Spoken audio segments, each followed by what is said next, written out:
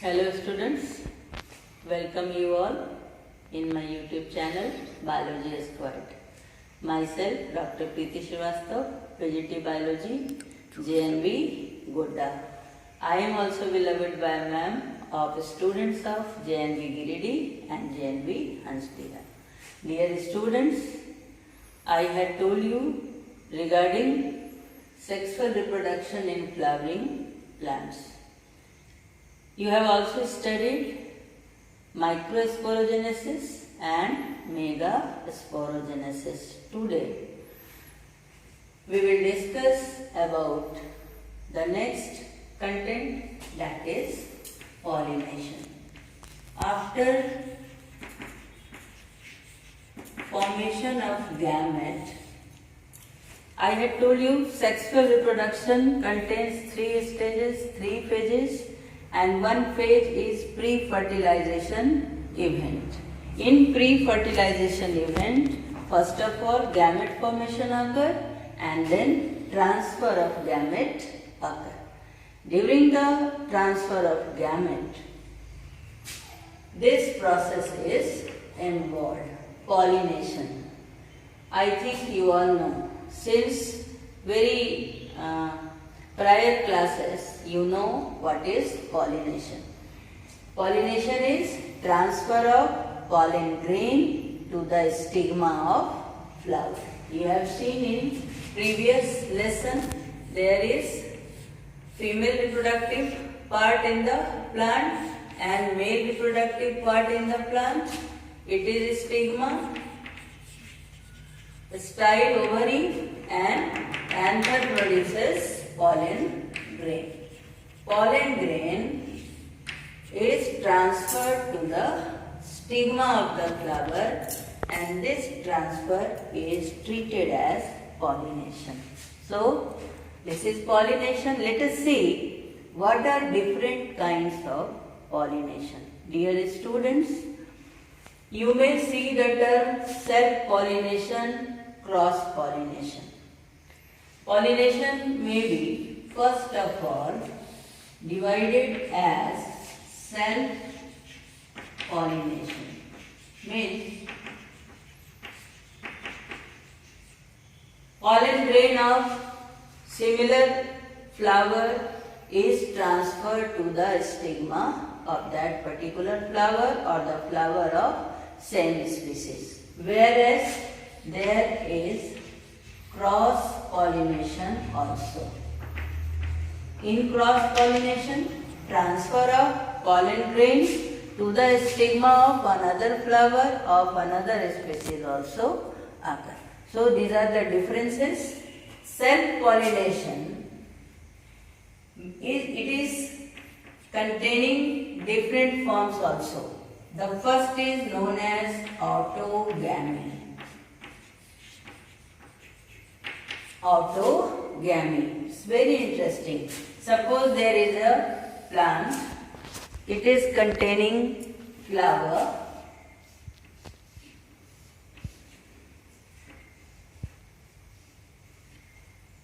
The pollen grain from the same flower is transferred to the stigma of this particular flower. This is called as autogamy.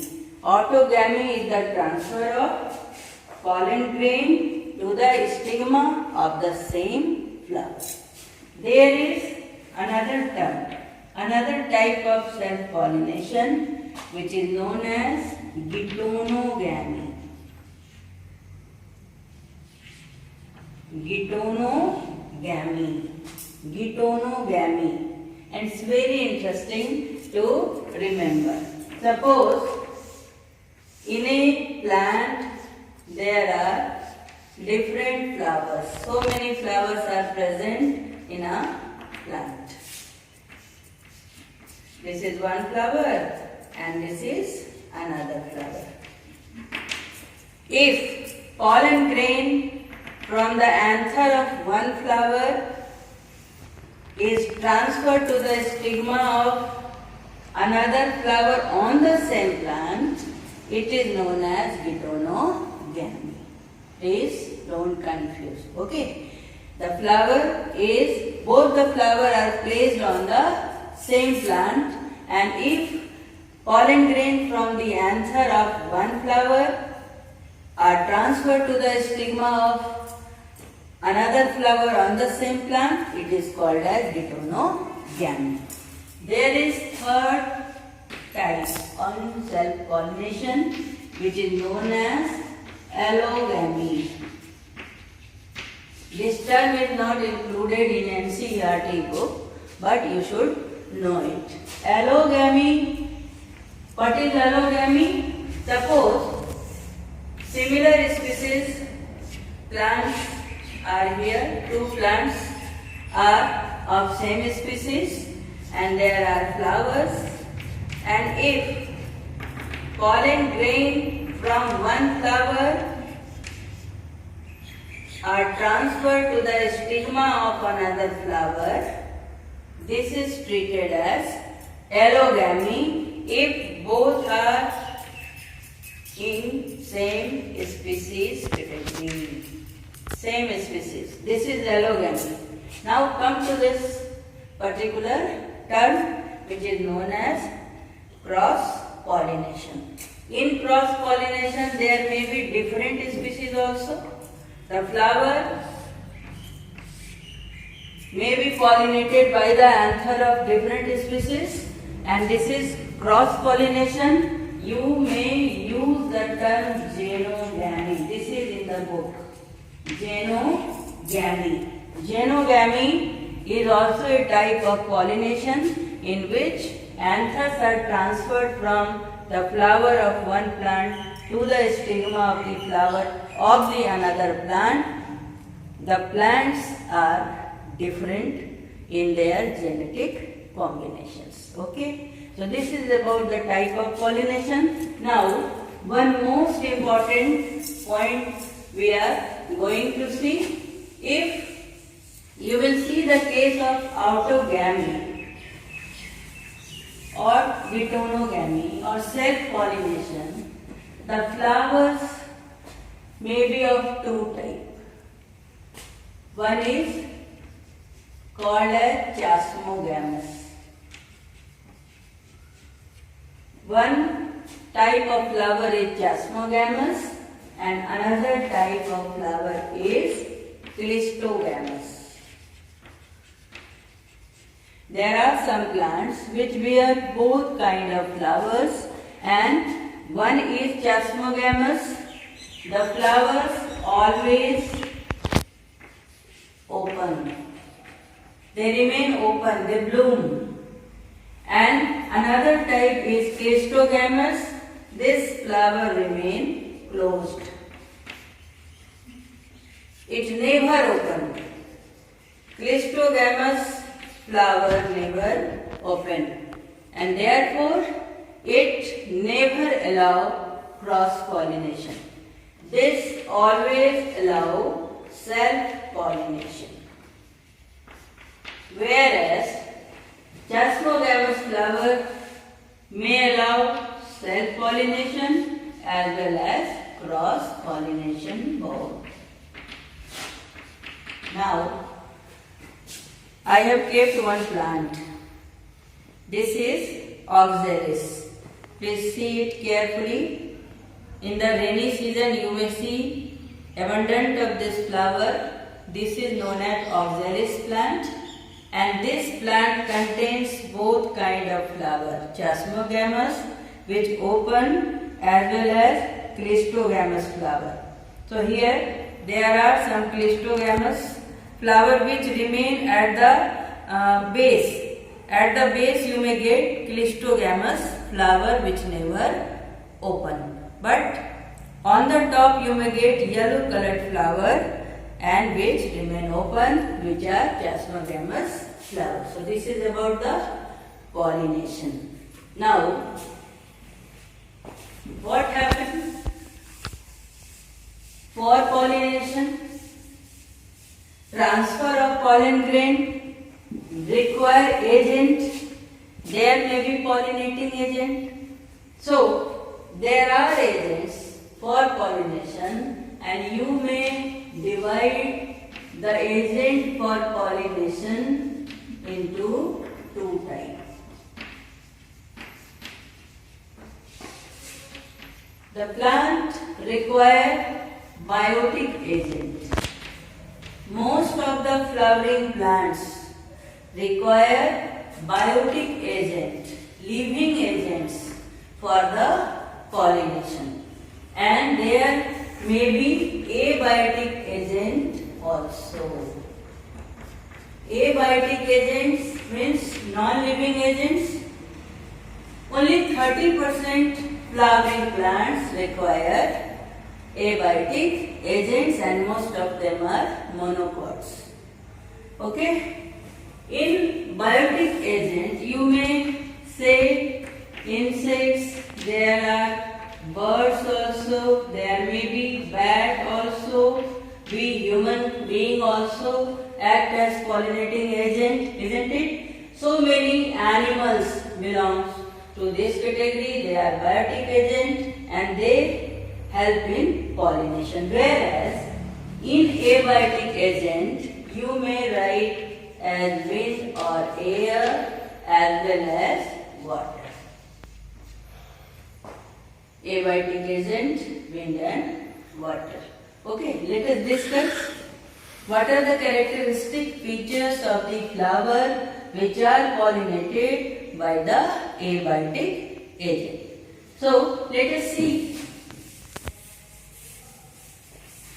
As I told you, monocots require abiotic agents and they wear very light flowers, abundant flowers also. You must have seen the flowers on the grasses, you must have seen the flowers on the wheat plant, rice or paddy plant, you must have seen. Okay, so abiotic agent or wind pollinated plants, they wear flower which are having very light pollen grain. Pollen grains are very light and abundant. Numerous quantity of pollen grains are produced. They can be easily taken away with the wind. Okay. So, and the stigma of flower, the female part, stigma is sticky so that it can sticky and feathery. So it can easily trap the pollen grains which are present in the air. So with the help of wind, flower is pollinated and the pollen grains are very light in structure and they do not contain any color or fragrance. Dear students, plants which is pollinated by abiotic agent, they do not contain fragrance or color. Why? Because abiotic agent, they do not require to see color or fragrance. They do not know what is attraction, disattraction, isn't it? So, wind pollinated or water pollinated flowers are generally without color, without fragrance. Now, let us see the characteristic feature of water pollinated flower.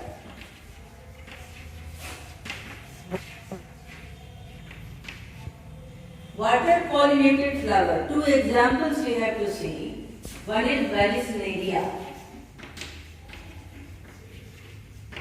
Vallisneria is an aquatic plant which is pollinated by the water. Dear students, you will be amazed to know that there are some aquatic plants but they do not get pollinated by the water. They require the help of biotic agent like insect. Okay, so please note that example also. One is known as water hyacinth and another is known as water leaf. These are two aquatic plants but do not get pollinated by the water. It is pollinated by the insect. So it is very interesting example and most oftenly asked in the examination. Dear student, what happened in Vallisneria? In Vallisneria, the flower, female flower is on the surface of the water.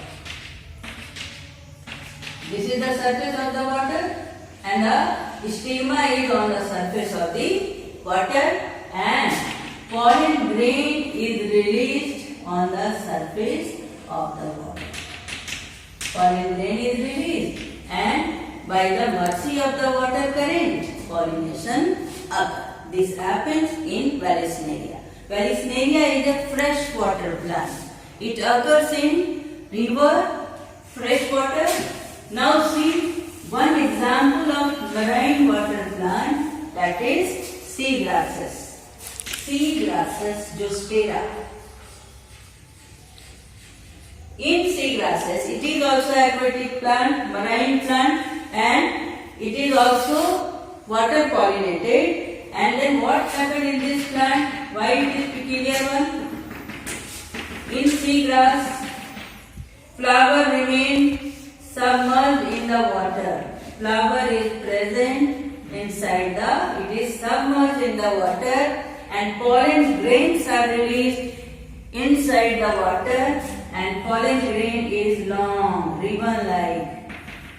Pollen grain is ribbon-like and under the water it pollinates the flower. This is the difference between Vallisneria and sea grasses. Okay, and to prevent the decay of the pollen grain is covered by the mucilage layer. There is mucilaginous layer on the surface of the pollen grain. So these are very interesting examples of the plants which are pollinated by the abiotic agent. And you all know the biotic agent pollinated plants, they contain very colorful flowers. It contains various colors as well as fragrance so that it may attract the living pollinating agent. Insects, birds, human beings, color, fragrance, nectar, these all are produced in such flower. Birds, insects, butterflies, which are also insects. So they are pollinating agent. Dear students, as I told you, there are abiotic agents which do not require color, fragrance, even they do not require any kind of feed. We are surviving in this nature by the mercy of God, by the mercy of earth. We are getting air, water, sunlight, etc. free of cost, isn't it? So similar story is with the pollination with the abiotic agent. But when there is involvement of biotic agent, fee is required. So there is provision of floral rewards. Floral rewards, or in short you may say it as fee also. For the pollination, flower has to pay the fee. Plants has to pay the fee, and fee is in terms of nectar, pollen grains,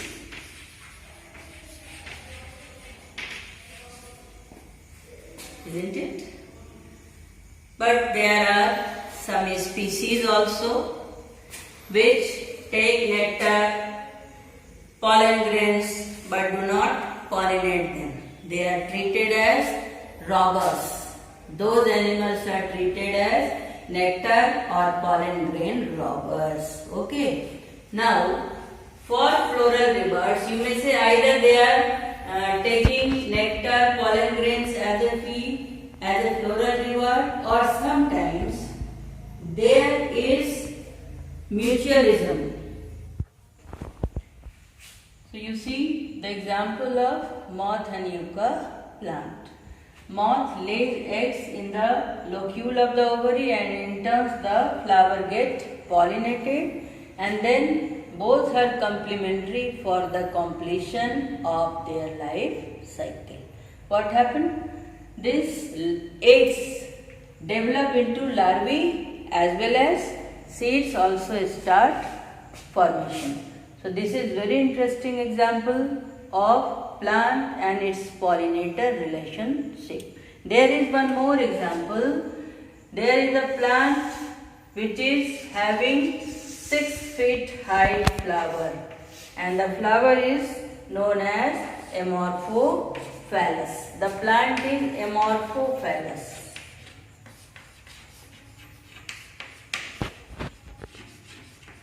And the flower itself is 6 feet in height, and this flower is giving protection for the development of eggs of the insects. So this is very interesting floral rewards. Dear student, there is one more interesting kind of pollination. Let me explain that also. There is an example of Mediterranean orchid. Mediterranean orchid is known as Ophrys also. It is containing petals, and one of the petals of this Mediterranean Ophrys is dark color, and it resembles the female honeybee, female bee. It is very interesting example of pollination by the biotic agent by the insect. So dear students, its one petal, it resembles female bee, and it is example of Ophrys, Mediterranean orchid. Then what happened? The male bee, when it looks at this flower, it gets attracted towards this petal, as it thinks that it is female, it is his companion. Then it gets attracted, sit over here and pollinate this flower.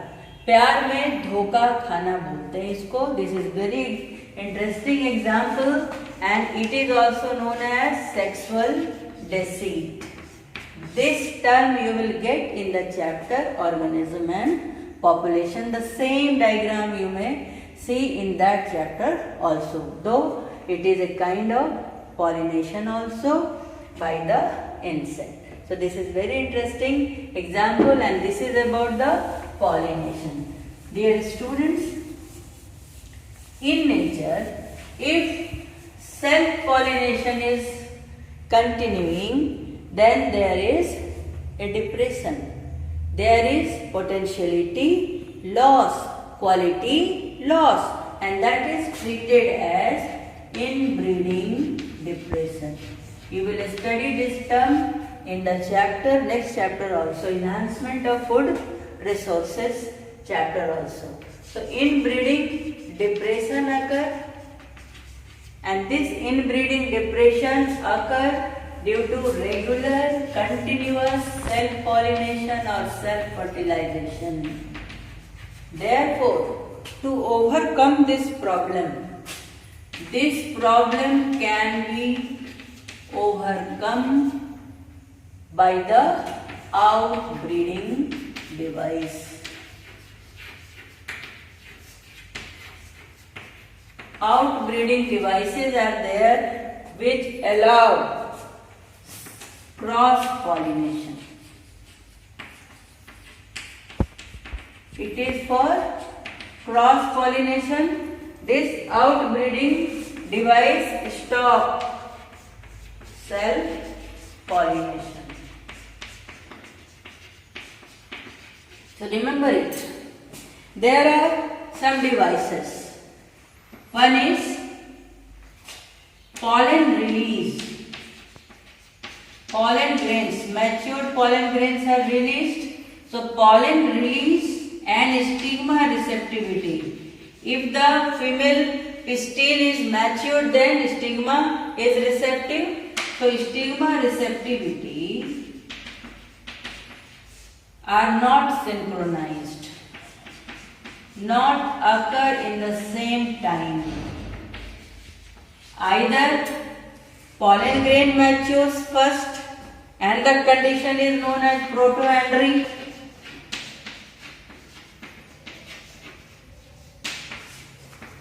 or stigma or the pistil matures first, and this is the condition known as protogyny. So both are not synchronized. This is one device, one point. The another one is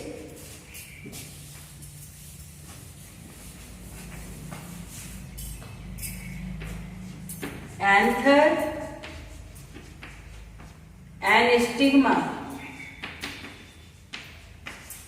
Both are at very different position. Their location or position is different. Therefore, pollen grain could not reach to the stigma. And the third one is self-incompatibility. Pollen grain of the same plants, same species cannot pollinate that particular flower, and it is called as self-incompatibility. These are very important devices. These are very important outbreeding natural devices. There are some more devices like production of unisexual flowers, etc. Now, dear students, we can also perform some method for outbreeding device, or artificial outbreeding devices are also there, and it is also called as artificial hybridization, or you may say it is a step of artificial hybridization. It is man-made. What happened in artificial hybridization? It is also an outbreeding device. Then what happened? Suppose there is a flower.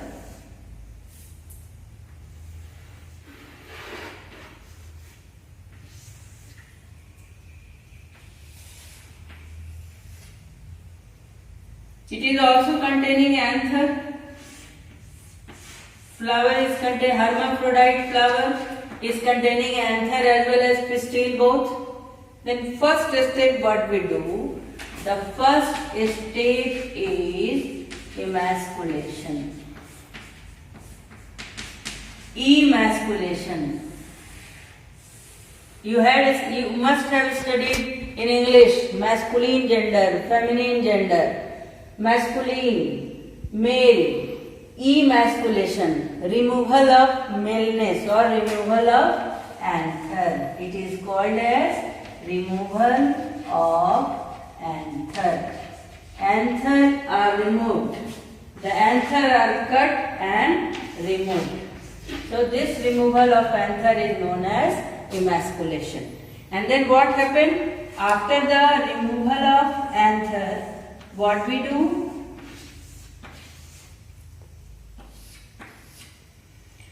For the protection to prevent from the self-pollination, bagging is being done. Bagging. After emasculation, bagging is done. It is covered with the buttercup or polythene, and it is called as bagging. Then with the desirable pollen grain, we may pollinate and fertilize this particular flower. So this is artificial hybridization including emasculation and bagging. So dear students, this is pre-fertilization event and pollination occurs. We had studied so many parameters today. So for this lesson, this is ample. So please keep your learning up during this corona period, but never forget to stay safe, stay healthy, keep social distancing, 1 meter distance with the two persons, take nutritious diet, not very costly, but biologically nutritious diet you should take kadha also, and with this Biology Squared, my YouTube channel, please go through this content thoroughly, you will learn it. Okay? If you have any problem, you may contact me with my link. Okay? Till then, bye. We will meet for the next session of this chapter in the next video.